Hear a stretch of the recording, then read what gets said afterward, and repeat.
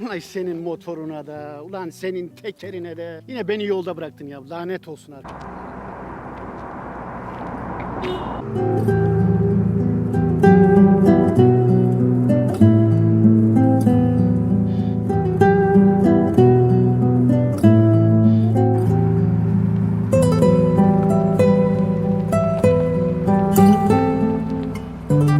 Buyur abi. Ya konserim var, geç kalıyorum da gelebilir miyim? Tabii abi gel. Olasın ya. Gel abim gel. Teşekkür ederim.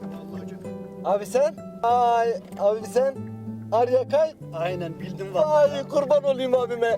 Aynen bildi ya. Vay var ya abim benim ya. Ya ne diyorsun abi? Ben senin var ya en birinci fataniyim benim abim benim. Fanatik. Fataniğin abi. Kurban olayım abime ya. Gökte ararken seni yerde bulmuşum abim benim ya. Hadi Ya. o zaman ben sana kendi bu son CD'mden hediye edeyim. Al. Korsan mı Arya abi? Yok canım, korsan olur mu? Gerçek ya.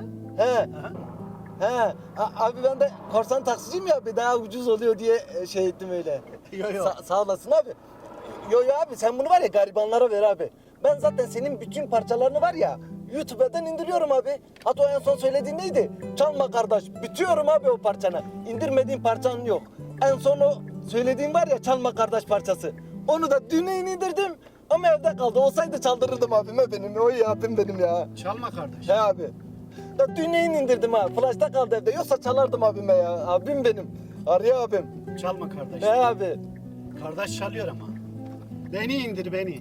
Beni de indir. Ya kardeşim Allah aşkına ne saçma sapan insanlara denk geliyorum ya. Benim kaderim mi bu ya? Abi İlmi abi. Ya yürü git. Arya abi. Abi ne oldu abi? Elinin körü oldu. Oğlum çalıyorsun lan. Abi seviyorum abi. Arya abim ya. Ya mahcup ettik adamı ya. Vallahi var ya adam bu kadar sevgi yükünü var ya indiremedi. Kaldıramadı adam ya. Vallahi tabii ya. Vallahi ya. Utandı mahcup oldu adam. Tabii ben olsam ben de mahcup olurum ha. Neyse neydi o parça? Çalma kardeş, çalma kardeş. Korsan ise alma kardeş. Çalma kardeş. Abim ya. Adam. Adamın dibi adam beni bile söylemiş ya. Çalma kardeş, çalma kardeş. Korsan ise alma kardeş. Çalma kardeş, çalma kardeş.